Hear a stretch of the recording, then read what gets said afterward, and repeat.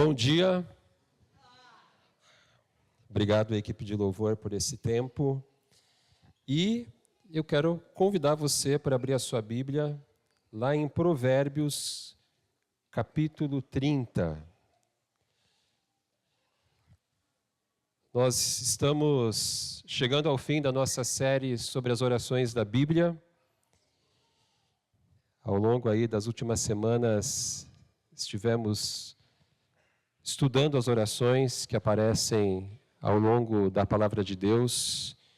E hoje nós vamos estudar sobre uma oração meio escondidinha aí no livro de Provérbios. O tema da nossa mensagem é Armadilhas do Coração.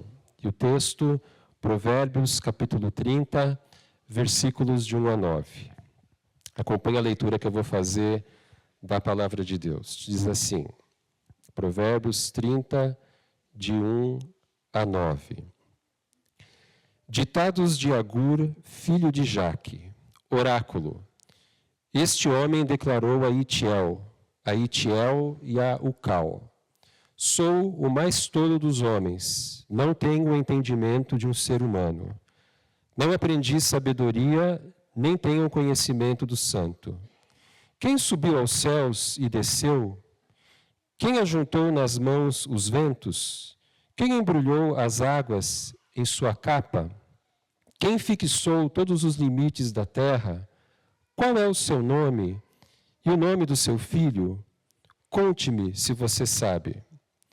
Cada palavra de Deus é comprovadamente pura. Ele é um escudo para quem nele se refugia. Nada acrescente às palavras dele, do contrário, ele o repreenderá e mostrará que você é mentiroso. 2 coisas peço que me des, antes que eu morra. Mantém longe de mim a falsidade e a mentira, não me des nem pobreza nem riqueza. Dá-me apenas o alimento necessário. Senão, tendo demais, eu te negaria e te deixaria e diria, quem é o Senhor? Se eu ficasse pobre, poderia vir a roubar, desonrando assim o nome do meu Deus. Um homem sábio pegou uma carona com a sua esposa. Então a sua esposa foi dirigindo o carro e ele no banco do carona. E no meio do trajeto, a esposa dele fez uma barbeiragem. E o que disse o homem sábio para sua esposa? Ele não disse nada, porque ele era um homem sábio. Nós não sabemos muita coisa, ou quase nada, sobre quem é esse Agur que escreveu essas palavras, mas nós podemos deduzir que ele era um homem sábio. Ele afirma no versículo 2 que ele não sabe de nada, só sei que nada sei. Ele confessa nos versículos 3 e 4 que o seu conhecimento de Deus e das coisas de Deus era um conhecimento bastante limitado e provavelmente ele era alguém que conhecia muito bem das coisas de Deus, mas ele tinha consciência da sua limitação como ser humano. E ele tem um grande apreço pela palavra de Deus, versículos 5 e 6. Ele diz, cada palavra de Deus é comprovadamente pura, ele é um escudo para quem nele se refugia. Nada acrescente às palavras dele, do contrário, ele o repreenderá. Ou seja, faça uma boa interpretação da palavra de Deus. E aí ele faz a sua oração dos versículos 7 a 9. 2 coisas peço que me des antes que eu morra. Mantém longe de mim a falsidade e a mentira. Não me des nem pobreza nem riqueza, dá-me apenas o alimento necessário. Senão, tendo demais, eu te negaria e te deixaria e diria, quem é o Senhor? Se eu ficasse pobre, poderia vir a roubar, desonrando assim o nome do meu Deus. Essa oração de Agur mostra que ele conhece o seu próprio coração. Aqui ele confessa a sua vulnerabilidade. Ele reconhece que, dependendo das circunstâncias, essas circunstâncias podem se mostrar tentadoras para ele. Não necessariamente todo rico se esquece de Deus, não necessariamente todo pobre rouba, mas ele está falando de si. Essas duas situações podem se tornar uma tentação para mim. E essa oração de Agur nos lembra dois textos do Novo Testamento. Aquele trecho em que Jesus diz, na oração do Pai Nosso, não nos deixe cair em tentação, mas livra-nos do mal. E 1 Coríntios 10, 12, que diz, aquele que pense estar de pé, cuide para que não caia. Hoje eu quero meditar com vocês sobre 3 armadilhas que existem para o nosso coração. E esse texto fala sobre elas. A armadilha da falsidade, a armadilha da soberba e a armadilha do descontentamento. Então, a primeira delas, a armadilha da falsidade. O versículo 8 diz, mantém longe de mim a falsidade e a mentira. A palavra de Deus, ela evidentemente é contra a mentira. Lá em Efésios, capítulo 4, versículo 25, diz, cada um de vocês deve abandonar a mentira e falar a verdade ao seu próximo, pois todos somos membros de um mesmo corpo. Agora, geralmente nós cristãos não mentimos de uma forma deslavada. Nós não mentimos abertamente. Mas existem muitas maneiras de nós contarmos uma mentira. Por exemplo, nós mentimos quando nós falamos mal de alguém e deduzimos algumas coisas sobre essa pessoa. Tem um ditado que diz, quem conta um conto, aumenta um ponto. E quantas vezes a gente não quebra aquele mandamento, um dos 10 mandamentos que diz, não darás falso testemunho. Quantas vezes nós fofocamos e deduzimos coisas sobre alguém, e isso é uma forma de mentir. Nós mentimos quando nós não assumimos a culpa pelos nossos erros e tentamos transferir essa culpa para outra pessoa. Nós mentimos quando nós torcemos os fatos e manipulamos para que as coisas aconteçam do jeito que nós queremos ou para que a nossa narrativa prevaleça.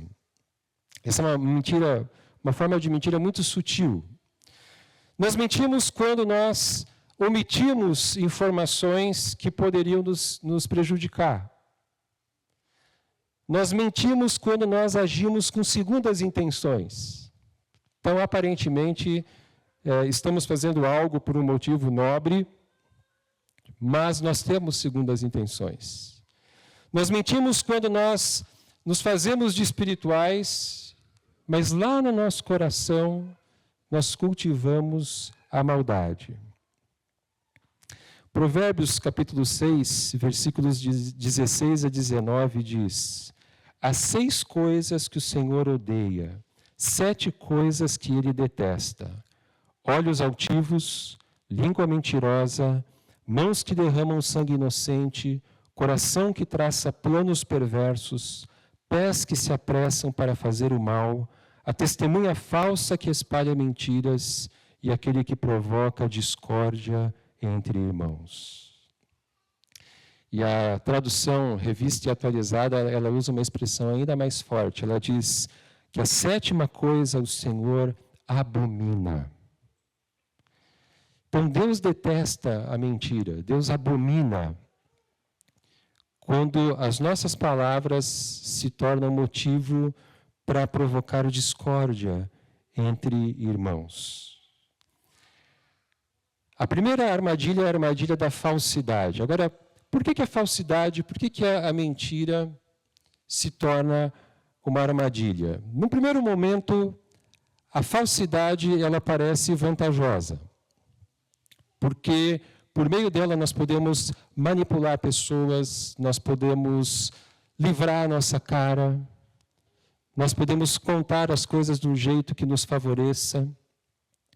Porém, com o passar do tempo, as pessoas começam a perceber, ou pelo menos algumas pessoas começam a perceber que nós somos pessoas manipuladoras. O Abraham Lincoln, Ele diz: você pode enganar uma pessoa por muito tempo, algumas pessoas por algum tempo, mas não consegue enganar todas as pessoas o tempo todo. As pessoas começam a perceber quando nós somos exagerados, quando nós somos manipuladores e quando nós simplesmente mentimos. Essa é a armadilha da falsidade. Eu tenho a opinião de que o maior elogio que já foi feito na Bíblia se encontra no Evangelho de João, capítulo 1, versículo 47. Quando Jesus se encontra com Natanael pela primeira vez, diz assim o texto: ao ver Natanael se aproximando, disse Jesus: aí está um verdadeiro israelita em quem não há falsidade. Aí está um verdadeiro israelita em quem não há falsidade. João começa o seu primeiro capítulo dizendo que Deus se fez homem e habitou entre nós.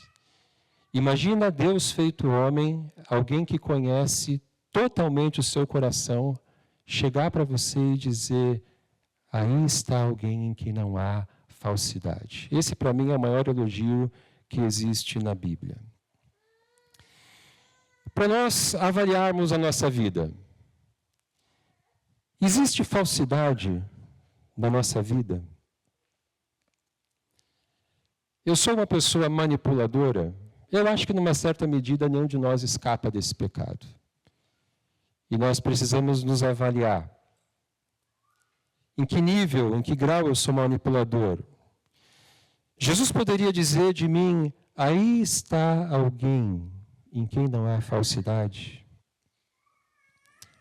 Essa é a primeira armadilha, da qual Agur pede a Deus: mantém longe de mim a falsidade e a mentira. A segunda armadilha é a armadilha da soberba. Provérbios capítulo 30, versículos 8 e 9, da metade do versículo 8 e o comecinho do versículo 9. Não me des nem pobreza, nem riqueza, dá-me apenas o alimento necessário. Senão, tendo demais, eu te negaria e te deixaria e diria: quem é o Senhor? A riqueza aqui pode ser tomada como soberba. O sucesso. Riqueza aqui é símbolo de sucesso. E, novamente, Agur, o autor desse texto, ele reconhece a sua vulnerabilidade. Ele diz: conhecendo meu coração, se eu um dia fosse rico, talvez isso acontecesse. Então, Deus, eu te peço que tu me guardes. Ele tem medo de que o sucesso lhe suba a cabeça e que ele se torne uma pessoa orgulhosa. Um dos autores cristãos que eu mais gosto se chama Charles Swindoll. Eu leio Charles Swindoll desde que eu sou novo convertido. E eu me lembro de alguns livros dele: Firme Seus Valores, Vivendo Sem Máscaras, que eu li quando eu era novo convertido. E, para minha alegria, eu descobri que ele recém fez 91 anos de idade. Ele continua vivo, continua escrevendo e continua pregando, e ele é uma bênção. E o Charles Swindoll, num dos últimos livros que ele escreveu, ele fala de 3 tipos de pessoas mais suscetíveis à soberba. E ele diz o seguinte: tenho observado que o orgulho é uma doença particularmente grave para 3 tipos de pessoa: a pessoa muito inteligente, a pessoa muito competente e a pessoa profundamente religiosa. Inteligência, competência e espiritualidade são coisas que atraem a atenção, elogios e aplausos. O orgulho é uma doença que pode rapidamente deformar o seu caráter. O muito inteligente, o muito competente e o profundamente religioso. Algumas perguntas para nós avaliarmos o nosso coração. O meu sucesso, seja qual for a área, o meu sucesso tem me tornado uma pessoa arrogante, uma pessoa soberba? O meu sucesso me faz me sentir superior aos outros? Quando eu vejo aquilo que eu conquistei, que eu consegui na vida, isso faz com que eu olhe as pessoas de um certo modo de cima para baixo? Agora, a Bíblia, ela não é contra o sucesso.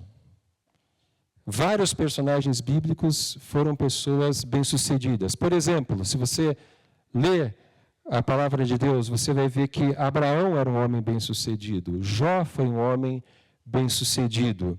José foi alguém que teve sucesso na sua vida. Quando nós vamos para o Novo Testamento, José de Arimateia era um homem rico. Lídia, lá no livro de Atos, era uma mulher de negócios. Estéfanas, que é um personagem meio que desconhecido, 1 Coríntios capítulo 16 fala dele, que era um homem próspero e que usava toda a sua influência e todos os seus recursos em prol do Evangelho. 1 Timóteo capítulo 6 é um texto que fala dos perigos da ganância, versículos 6 a 10. Mas lá no final do 1 Timóteo capítulo 6, Paulo fala sobre como os ricos podem servir a Deus. 1 Timóteo 6, de 17 a 19. Então, o problema não é o sucesso, não é a prosperidade, o problema é o nosso coração. E por que a soberba é uma armadilha? Porque a soberba nos dá a sensação de que nós somos vitoriosos, de que nós nos destacamos acima da média, de que nós somos melhores que os outros. A soberba, ela é prazerosa, porque ela massageia o nosso ego. Porém, a soberba nos afasta de Deus. 1 Pedro 5,5 diz: Deus resiste aos soberbos, mas aos humildes concede a sua graça. A soberba nos afasta das pessoas, porque ninguém gosta de conviver com alguém que tem um nariz empinado. As pessoas arrogantes são desagradáveis, as pessoas arrogantes tratam mal os outros, tendem a tratar mal os outros e afastam as pessoas. Provérbios 16:18 diz que o orgulho vem antes da destruição, o espírito altivo antes da queda. Ou na tradução antiga, a soberba precede a ruína. Você tem tido algum sucesso na vida? Você tem se destacado em alguma coisa? Como não cair na armadilha da soberba? A palavra de Deus nos diz duas coisas. Primeiro, reconheça que todo sucesso vem de Deus. 1 Coríntios 4:7, Paulo diz: Pois quem torna você diferente de qualquer outra pessoa? O que você tem que não tenha recebido? E se o recebeu, por que se orgulha como se assim não fosse? Em outras palavras, a palavra de Deus nos diz que todo o nosso sucesso nos foi dado por Deus. Ele nos deu a inteligência, Ele nos deu as oportunidades, Ele nos deu pessoas que nos ajudaram, Ele nos deu dons, talentos. Então não existe lugar para arrogância, porque tudo que nós temos vem de Deus. Segundo, use o seu sucesso como oportunidade de servir a Deus e as pessoas. Então não há nada de errado em você ter sucesso, que bom que você tem sucesso. E use o seu sucesso para abençoar as pessoas. Filipenses capítulo 2, versículos 3 a 7, Jesus é o nosso exemplo. Não sei se você já percebeu isso, mas olha que interessante. Nada façam por ambição egoísta ou por vaidade, mas humildemente considerem os outros superiores a si mesmos. Cada um cuide não somente dos seus interesses, mas também dos interesses dos outros. Olha o que o texto está dizendo. Não faça nada por vaidade, por orgulho. Considere os outros superiores a você. Cuide não somente dos seus interesses. A pessoa soberba, ela é uma pessoa egocêntrica. Ela só tem olhos para ela mesma. E o texto está dizendo, cuide dos interesses dos outros. E aí talvez tenha algo que a gente não tenha notado ainda. Paulo começa dizendo, seja a atitude de vocês a mesma de Cristo Jesus, que embora sendo Deus, não considerou que o ser igual a Deus era algo a que devia apegar-se, mas esvaziou-se a si mesmo, vindo a ser servo, tornando-se semelhante aos homens.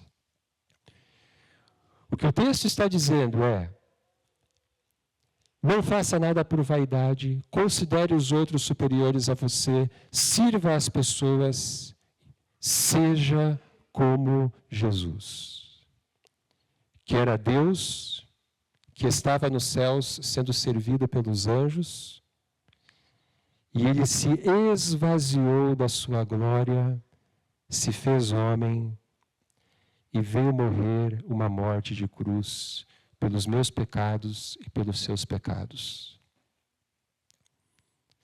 A palavra de Deus diz, olha, se esvazie da sua glória. Seja grato a Deus pelo sucesso que Ele te deu. E sirva as pessoas como Jesus serviu. E por último, a armadilha do descontentamento. Provérbios 30, 8 e 9. Aliás, 8 e 9.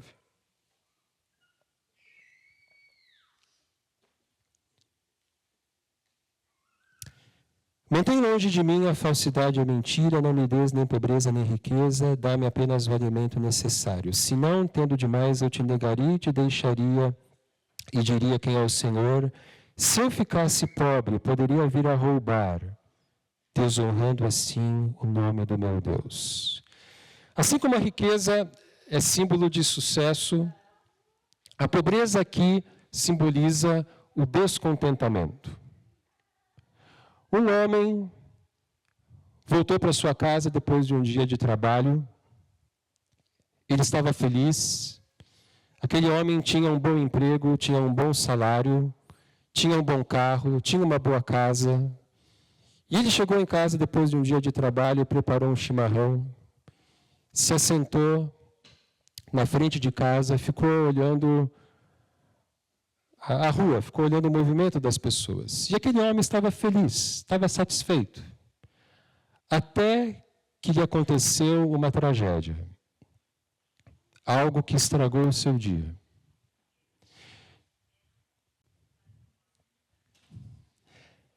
Ele não teve um infarto, ele não foi assaltado, ele não viu nenhum acidente acontecendo na rua. A tragédia que aconteceu com esse homem foi que ele viu o seu vizinho chegando em casa dirigindo um carro novo. E aquilo estragou o dia dele. Ele pensou assim, mas esse homem não tinha um carro 2025?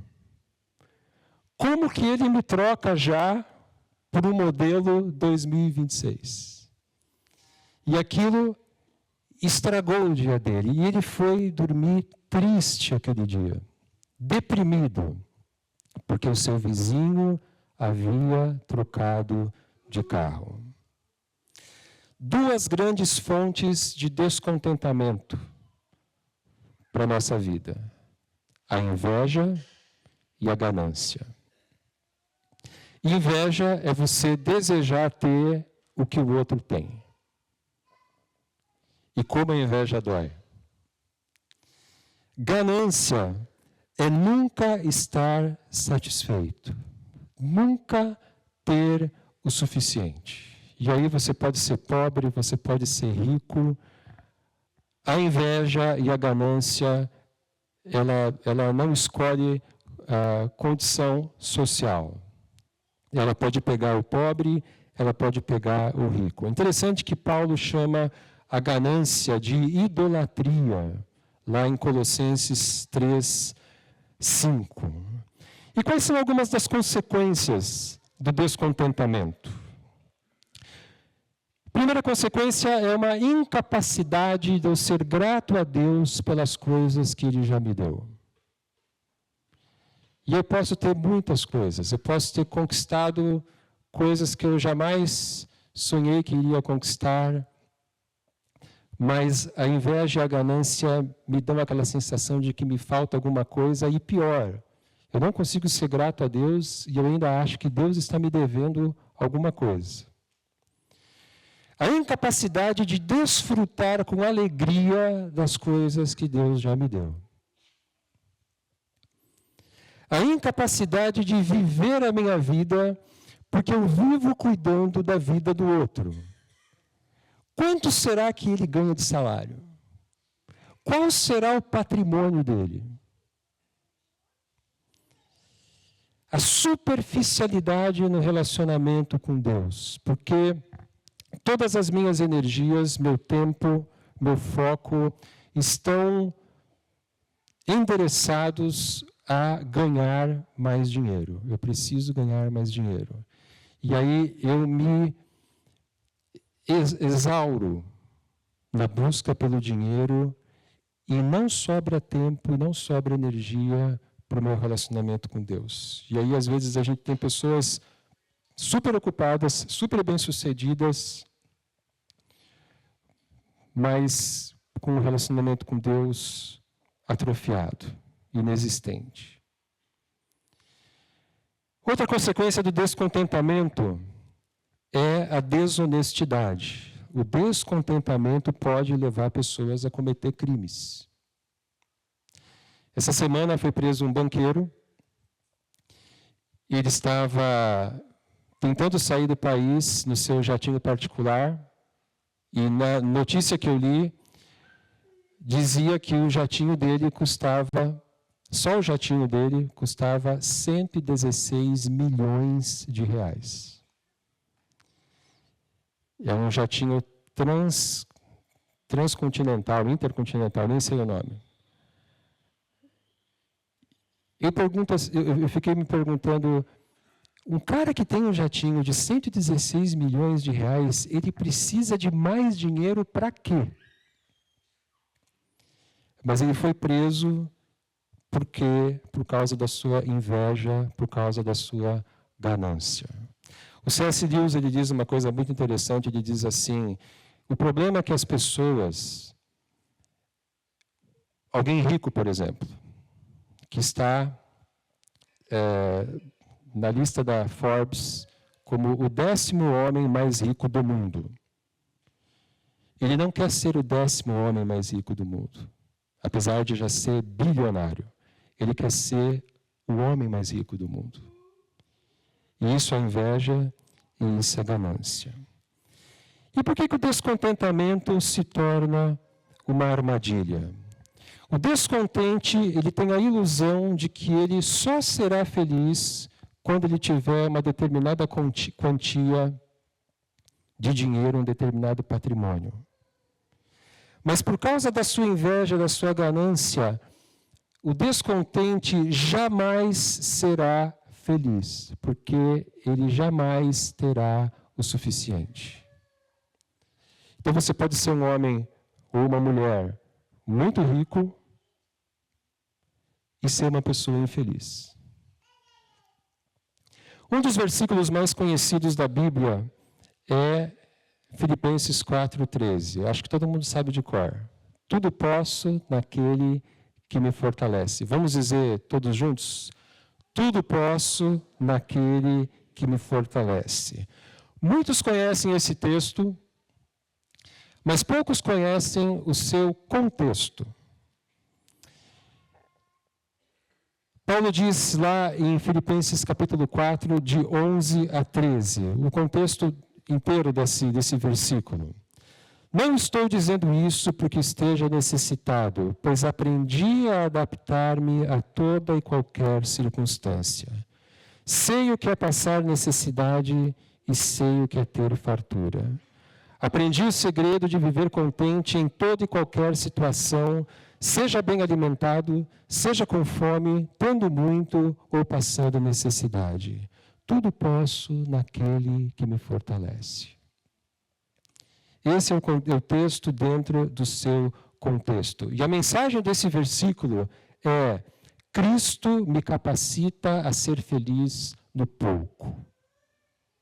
Cristo me capacita a ser feliz no muito, Cristo me capacita a ser feliz no pouco.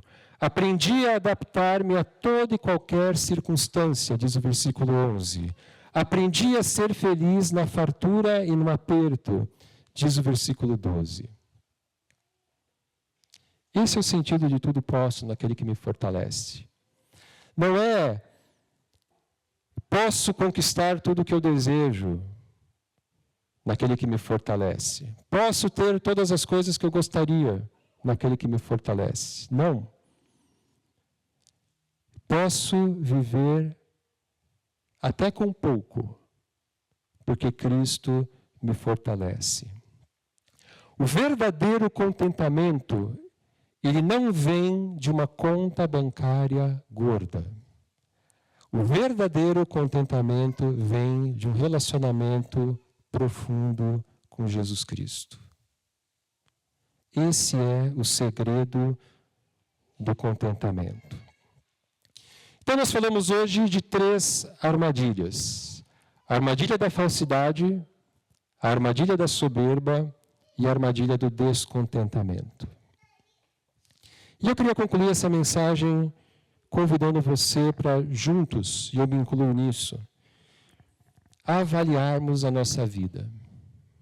Como anda o nosso coração em cada uma dessas 3 áreas? Falsidade, soberba, descontentamento. Submeta cada uma dessas áreas a Deus. Vigie a sua língua e vigie o seu coração. Torne-se um homem e uma mulher de Deus sem falsidade. Reconheça que o seu sucesso vem de Deus. Lembre-se disso. Se eu tenho algum sucesso, esse sucesso vem de Deus. E eu quero usar a minha situação privilegiada para servir a Deus e para servir as pessoas. E arrependa-se da inveja e da ganância. Aprenda a viver contente no muito e no pouco.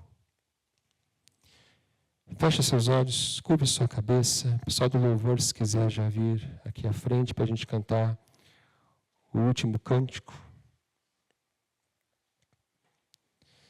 2 coisas peço que me des, antes que eu morra. Mantém longe de mim a falsidade e a mentira. Não me des nem pobreza nem riqueza. Dá-me apenas o alimento necessário. Senão, tendo demais, eu te negaria e te deixaria e diria: quem é o Senhor? Se eu ficasse pobre, poderia vir a roubar, desonrando assim o nome do meu Deus. Obrigado, Senhor, pela tua palavra. E, Senhor, como nós caímos nestas coisas. Nós queremos aqui, nesta manhã, confessar o nosso pecado da falsidade, o nosso pecado da soberba, o nosso pecado do descontentamento. Mas nós queremos, nessa manhã, nos arrepender destes pecados. E pedir, Senhor, que nós possamos olhar para o nosso próprio coração. Que sejamos pessoas íntegras, pessoas autênticas, pessoas que procuram falar a verdade o tempo todo. Senhor, nos dá a verdadeira humildade. Nos ajuda a reconhecer que tudo o que temos, tudo o que fizemos, foi por causa do Senhor. nos dá a humildade de servir o nosso próximo e não de olhar o nosso próximo com superioridade. E, Senhor, nos dá um coração contente. Nos ajuda a nos adaptarmos a toda e qualquer circunstância. Senhor, tira do nosso coração a inveja. Tira do nosso coração a ganância. E nos dá um coração totalmente dedicado a Ti. Que o nosso contentamento venha de uma profunda comunhão contigo e não da nossa conta bancária. Nós te pedimos todas essas coisas, no nome do Senhor Jesus. Amém.